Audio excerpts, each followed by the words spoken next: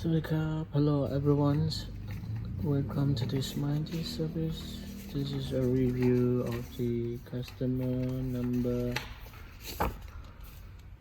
041. This is the MSI laptop, very old model. So customer sent us the storage what has a problem. It's not able to boot on the operation window. So and the hard disk was making noise. So we tear down the customer laptop and found that there is the m.2 slot available. So we suggest customer to upgrade to the m.2 SSD, and this is 500 gigabyte. So this machine is faster than normal because the operation run on the SSD m.2.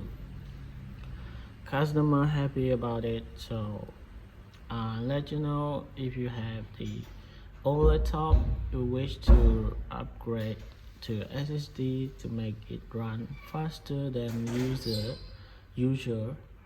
Feel free to contact us at this Mighty service. See you on the next video. Bye bye.